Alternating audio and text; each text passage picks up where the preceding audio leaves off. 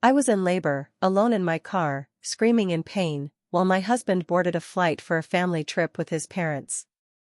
Stick with me while I share my story, and if it touches you, don't forget to support our channel by hitting that subscribe button, dropping a like, and sharing it with the people you care about. The pain started as a tight pressure, then quickly turned into something sharp and frightening. I tried to stay calm, telling myself it was probably nothing serious, but deep down I knew. My hands were shaking as I grabbed my phone and called Ethan. It rang and rang. No answer.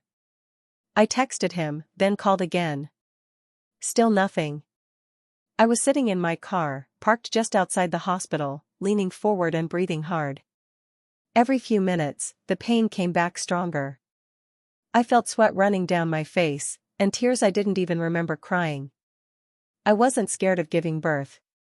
I was scared of doing it alone. Earlier that day, Ethan had walked out with his suitcase, acting rushed but calm. He said his parents needed him and that this trip was important. I reminded him of the doctor's warning, how close I was to my due date. He brushed it off and said everything would be fine. He promised he would keep his phone on. I believed him. I always did. Now, sitting there alone, that promise felt like a cruel joke.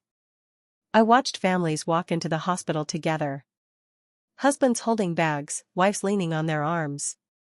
Every step they took felt like a reminder of what I didn't have in that moment. Another contraction hit, and I cried out loud. I pressed my forehead against the steering wheel and begged Ethan to answer. My phone finally buzzed, and my heart jumped, but it wasn't him. It was an automated hospital reminder I had forgotten to cancel. I laughed once, bitter and broken, then started crying again. I kept thinking he would call any second, that maybe he was just boarding or dealing with airport noise. But minutes turned into an hour, and nothing changed. I realized I couldn't wait anymore. I opened the car door slowly, my legs weak, my body trembling, and forced myself to step out. As I stood there, holding my stomach and trying to breathe, something inside me cracked. This wasn't just about missing a call. This was about choice. At my most vulnerable moment, he chose to leave. He chose comfort, routine, and his parents over me and our child.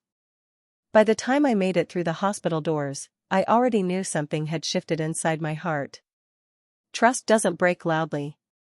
Sometimes it breaks quietly, in a parked car, with no one around to hear you cry. That moment changed how I saw my husband forever. When I think back on my marriage, I realize it didn't fall apart in one day. It happened slowly, in small moments I kept excusing.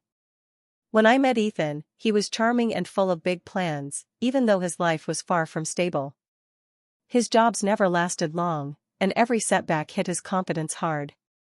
I stood by him through all of it. I paid bills when he couldn't. I encouraged him when he doubted himself. I believed that loyalty and patience would eventually build something strong between us. His parents were always present in his life, sometimes too present. From the beginning, I felt like I was being evaluated instead of welcomed. Diane's comments were usually said with a smile, but they cut deep. She questioned my choices, my cooking, even how I spoke. Robert liked to give advice that sounded more like orders. I told myself they were just protective, that once they got to know me better, things would improve. Ethan noticed their behavior, but he never really addressed it. Whenever I brought it up, he would sigh and say they didn't mean any harm. He asked me to be patient, to avoid arguments, to keep things calm. He believed keeping the peace was the mature thing to do. I believed him, even when it meant swallowing my feelings. Over time, I learned to stay quiet. At family gatherings, I smiled through uncomfortable comments. When decisions were made without including me, I let it go. I told myself this was what marriage looked like: compromise, understanding, sacrifice. I didn't want to be seen as difficult or demanding. I wanted our home to feel stable, especially as we planned for a future together. Looking back, I can see how often Ethan stepped back instead of stepping up. He wasn't cruel. He wasn't loud or angry. He simply avoided conflict, even when his silence left me standing alone. Every time he chose not to speak, I felt a little less protected. Still, I convinced myself that love meant enduring discomfort. When I became pregnant, I hoped things would change. I thought starting a family would bring us closer, that Ethan would finally set boundaries. For a while, he seemed excited, but his behavior didn't truly shift. His parents remained involved in ways that felt controlling, and he continued to excuse it. I ignored the signs because I wanted to believe in the life we were building. I told myself that no marriage was perfect and that loyalty mattered more than confrontation. I didn't understand then that loyalty without support can turn into loneliness. Now, when I look back at those quiet moments, I understand what they really were. They were warnings I chose not to hear. I didn't realize silence can be betrayal too. That morning started like any other, but there was a heaviness in the air I couldn't explain. I woke up feeling sore and tired, the kind of tired that sits deep in your bones. As I moved around the house, I kept thinking about what the doctor had said during my last visit. He warned us that labor could begin at any time and told us to stay close to the hospital. That warning stayed in my mind all day. Ethan came into the bedroom with his suitcase already packed. He acted like everything was normal, like this was just another routine trip. My heart dropped the moment I saw the bag. I asked him if it could wait, just a few more days. I reminded him of the doctor's words and how scared I felt. My voice shook as I spoke, but I tried to stay calm. He listened, but I could tell his mind was already made up. He said his parents needed him and that he couldn't disappoint them. He told me I was worrying too much and that first-time mothers often go late. When I asked him to stay, just to be safe, he kissed my forehead and told me everything would be fine. He promised he would keep his phone on and answer right away if I called. I stood in the doorway and watched him leave. The sound of the door closing felt louder than usual. I remember placing my hand on my stomach and trying to slow my breathing. I told myself I was being emotional, that nothing was wrong. Not long after, the pain started. At first, it was dull and confusing. I tried to walk it off, telling myself it would pass. Then it came again, stronger and sharper. I checked the time, hoping it was just random discomfort. But the pattern became clear quickly, and fear rushed through me. I grabbed my phone and called Ethan. It rang until it went to voicemail. I called again. Nothing. I sent a message, then another, explaining what I was feeling. My hands were shaking as I held the phone. Each minute felt longer than the last. When the pain grew unbearable, I realized I couldn't wait. I grabbed my keys and forced myself into the car. Driving felt dangerous, but I had no choice. Every red light felt like torture. I cried out loud, gripping the steering wheel, begging my body to hold on just a little longer. I kept trying Ethan's number while driving, hoping he would answer. He never did. By the time the hospital came into view, my chest felt tight, and my thoughts were racing. I had never felt so alone. Panic settled in as I pulled into the parking lot, knowing I was facing this moment without the one person who was supposed to be there for me. Once I was inside the hospital, everything moved fast, but at the same time, it felt painfully slow. The nurses spoke gently, guiding me from one place to another, asking questions I answered through shallow breaths. My body was doing what it had to do, even though my mind felt far away, stuck on one thought: why wasn't he here? The pain grew stronger with every passing moment. It wasn't just physical anymore. It felt like fear, disappointment, and heartbreak were all mixed together. I kept reaching for my phone between contractions, hoping to see Ethan's name light up the screen. Every time it stayed dark, my chest tightened a little more. The nurses were kind. One held my hand when the pain became too much. Another spoke softly, telling me I was doing great, that I was strong. I appreciated them more than they could ever know, but no matter how caring they weren't the person I needed most. Their voices couldn't replace the comfort of someone who knew me, who was supposed to stand by me in this moment. Time blurred. I don't know how many hours passed. I only remember the clock moving forward while my phone stayed silent. Between waves of pain, I stared at the ceiling and wondered where Ethan was, what he was doing, and why I didn't matter enough for him to come back. When it was finally time to deliver, the room felt strangely quiet. I pushed through the pain with everything I had, tears streaming down my face. There was no familiar voice encouraging me, no hand squeezing mine. Just me, my breath, and the steady instructions of strangers trying to help me through the hardest moment of my life. When my baby was finally placed in my arms, I felt love instantly, but it came with sadness I couldn't ignore. I looked down at that tiny face and felt a deep ache in my heart. This should have been a shared moment. This should have been something we experienced together. I checked my phone again, hoping maybe now he would have called. Still nothing. No message. No missed call. Nothing to explain his absence or acknowledge what I had just been through. That was when the truth finally settled in. It wasn't confusion or bad timing. It was a choice. He chose to stay where he was. He chose his parents and their plans. He chose distance over responsibility. And in doing so, he left me to face one of the most vulnerable moments of my life alone. As the room quieted and the nurses stepped back, the weight of that realization pressed down on me. I held my baby close and stared at the wall, feeling a deep, silent devastation. Something precious had been lost that day, and I knew it could never be fully repaired. The call came much later than it should have. I was sitting in the hospital bed, my baby asleep beside me, when my phone finally rang. Seeing Ethan's name on the screen didn't bring relief the way I expected. Instead, my stomach tightened. I answered right away, waiting to hear panic, concern, or at least regret in his voice. None of that came. He sounded calm, almost irritated, like I had interrupted him. He asked how I was, but the words felt empty, like something he said out of habit. When I told him I had already given birth, there was a short pause. Then he sighed. He didn't ask if I was okay. He didn't ask about the baby. He just said he wished I had waited longer before calling so much. That was when the truth started to come out. He admitted the trip had been planned for a long time and that his parents were looking forward to it. He said they didn't want stress or interruptions to ruin it. Hearing that made my hands go cold. I reminded him that I had been in labor and needed him. He responded by saying I was being dramatic and that women give birth every day. His words hurt more than I expected. They weren't loud or angry, just careless. He spoke like my pain was an inconvenience, not something real.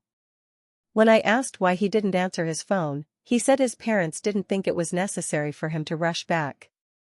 They told him I would be fine and that he should stay and enjoy the trip. In that moment, everything became clear. This wasn't a mistake. It wasn't bad timing or confusion. It was a decision supported and encouraged by the people who mattered most to him. Knowing they were involved made it worse. It meant my fear, my pain, and my absence didn't matter to any of them. I felt something inside me go quiet. I stopped trying to explain myself. I stopped hoping he would suddenly understand. While he kept talking, defending his choices, I stared at the wall and listened without reacting. My emotions slowly shut down, one by one. When the call ended, I didn't cry. I didn't scream. I just felt empty. The love I had been holding on to slipped away, replaced by a cold sense of clarity. I realized that if he could dismiss me at a moment like this, then he was capable of dismissing me anytime. I looked at my baby and promised myself something without saying it out loud. I would never put my heart in a place where it could be ignored like this again. From that moment on, I stopped expecting anything from Ethan. Emotionally, I was already stepping away. Ethan came back a few days later, walking into the room with the same calm attitude he had on the phone. He smiled like everything was normal, like nothing serious had happened. He leaned over the baby, spoke softly for a moment, then looked at me as if he expected relief and gratitude. I didn't feel either. He talked about the trip first. He mentioned the hotel, the food, and how tired he was from traveling. I waited for an apology, for some sign that he understood the pain he caused. It never came. When I finally asked why he didn't come back when I needed him, he looked surprised, almost offended. Before I could say much, his parents joined the conversation. Diane said the timing was unfortunate but not anyone's fault. Robert added that these things happen and that life doesn't stop for one event. They spoke as if my experience was a small inconvenience, not something that changed me forever. I was told to move on and focus on being thankful. They said the baby was healthy, so I should stop dwelling on the past. Their words made me feel small, like my feelings were unreasonable. Ethan stood beside them, nodding along. He didn't correct them. He didn't defend me. He didn't even try to understand my side. When I asked him privately why he couldn't speak up, he said he didn't want to create drama. He said his parents meant well and that I was taking things too personally. Hearing that hurt more than the excuses themselves. It showed me that protecting my feelings was never his priority. The conversation ended with me feeling blamed instead of supported. I was expected to accept everything quietly and be grateful that he was back at all. No one acknowledged the fear, pain, or loneliness I had gone through. As I lay there later, listening to the quiet sounds of the room, I thought about the past. This wasn't the first time Ethan had chosen comfort over responsibility. It wasn't the first time he avoided conflict at my expense. This moment wasn't an accident. It was part of a pattern I had ignored for too long. That night, something inside me settled. I understood that begging for understanding would only leave me more hurt. I didn't argue. I didn't explain myself again. I simply stopped asking him to be the partner he had already shown he couldn't be. After everything settled down, my life grew quiet in a different way. Not peaceful, just controlled. I stopped reacting the way I used to. There were no long talks, no emotional explanations, no attempts to make Ethan understand how I felt. I had already seen how little my words mattered. Instead of arguing, I started observing. I paid attention to how things worked in our home and how decisions were made. I began keeping records, not out of anger, but out of clarity. I wrote down important dates, conversations, and expenses. I organized documents I had ignored before. Doing this made me feel steady, like I was slowly taking my balance back. I also looked closely at our finances. For a long time, I trusted Ethan to handle most of it. Now, I wanted to know where everything stood. I reviewed accounts, bills, and savings. Understanding these details gave me confidence I hadn't felt in a long time. It reminded me that I was capable and not as dependent as I once believed. Emotionally, I changed too. I stopped trying to defend my feelings. When Ethan spoke in ways that dismissed me, I didn't correct him. I didn't argue. I simply listened and moved on. This confused him. He started asking why I was so quiet, why I seemed distant. I told him I was tired, which was true, but not in the way he assumed. The calmer I became, the more uneasy he seemed. He wasn't used to my silence. Before, I would try to fix things, to bring us closer. Now, I kept my space. I focused on my baby, on rest, and on small routines that gave me strength. I no longer looked to Ethan for comfort or reassurance. He tried to pull me back with casual jokes and small talk, but I could tell he felt something slipping. He just couldn't name it. He didn't understand that my calm wasn't acceptance. It was preparation. At night, when the house was quiet, I thought about my future. Not with fear, but with careful planning. I asked myself what kind of life I wanted for my child and what kind of example I needed to set. I knew I couldn't stay in a place where respect was optional. By the time Ethan realized I wasn't begging anymore, it was already too late. I wasn't angry. I wasn't loud. I was ready. When the time felt right, I finally spoke to Ethan, but not the way I used to. There were no tears and no raised voices. I sat across from him calmly and told him I needed him to listen without interrupting. The tone of my voice alone made him uneasy. I didn't talk about how hurt I felt or how lonely I had been. Instead, I spoke in facts. I explained the choices he made and the results of those choices. I told him he failed to show up when his family needed him most. I told him that being a partner and a father meant more than promises and excuses. He tried to explain himself, but I stopped him and asked him to just listen. I laid out clear boundaries, especially when it came to his parents. I told him they would no longer make decisions for our household. Their opinions would not guide our lives. Any relationship they had with our child would depend on respect, not control. I didn't argue or soften my words. I stated them clearly and firmly. For the first time, Ethan didn't know what to say. He looked confused, then worried. He asked me where all of this was coming from. I told him it came from paying attention. I told him I was no longer willing to accept being pushed aside. That was when panic showed on his face. He started asking questions, where I was going, what I meant, what I was planning. He reminded me of everything he provided, everything we had built. But his words didn't carry the same weight anymore. I wasn't asking for permission. I was informing him. He realized then that I wasn't dependent on him the way I once was. The power he thought he had was gone. The roles had shifted, and he could feel it. For the first time, he looked unsure and exposed. As the conversation ended, he sat quietly, staring at the floor. I could see it in his eyes. He finally understood what it felt like to be left out, to be unsure of where he stood. The fear he once caused me was now his to carry. I stood up, feeling steady and clear. Nothing dramatic had happened, but everything had changed. The balance had shifted, and for the first time in a long while, I was the one in control. I didn't announce my decision or turn it into a fight. I moved quietly and with purpose. Every step I took was planned and thoughtful. I sought proper advice, gathered what I needed, and made sure everything was done the right way. There was no shouting and no blaming. I kept my focus clear and steady. When the papers were ready, Ethan was shocked. He asked why I hadn't warned him or tried harder to fix things.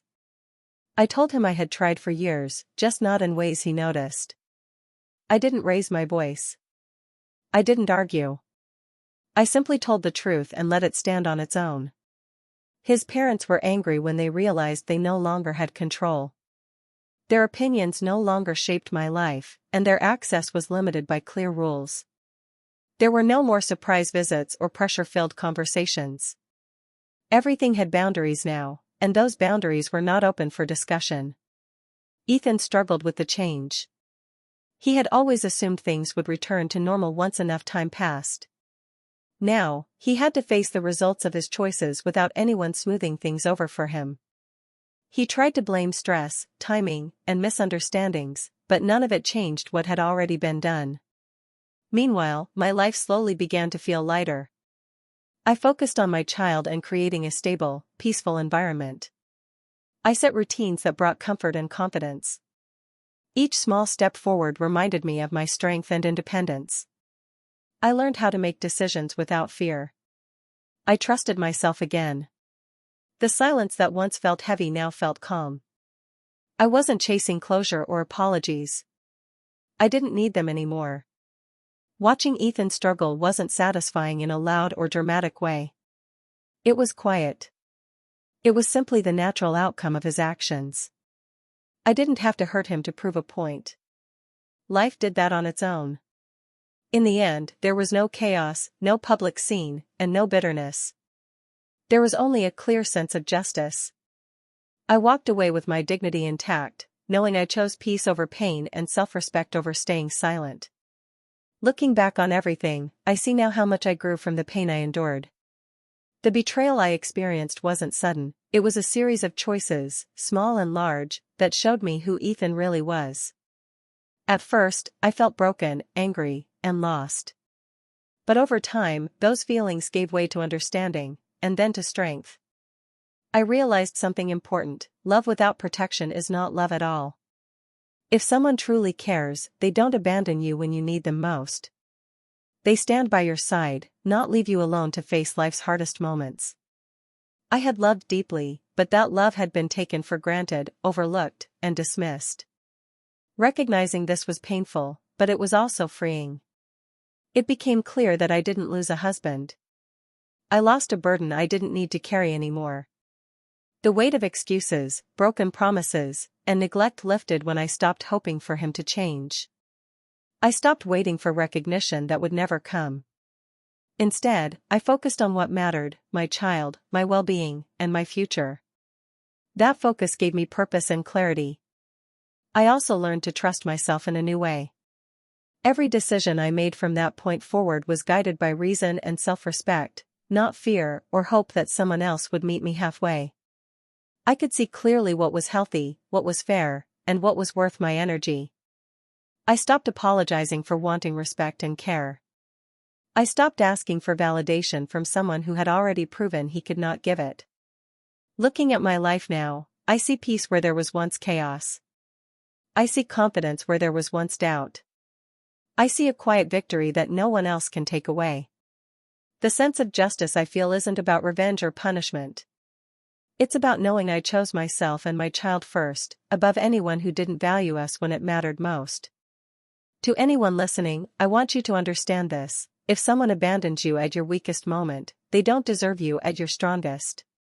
Don't waste your strength on people who can't see your worth. Protect yourself. Stand tall. Love yourself fiercely. As I hold my child, feeling the steady rhythm of life in our small home, I know I am safe, I am strong, and I am enough. I survived what I thought I couldn't. I healed. I rebuilt. And in that, I found victory, not loud, not dramatic, but quiet, steady, and real.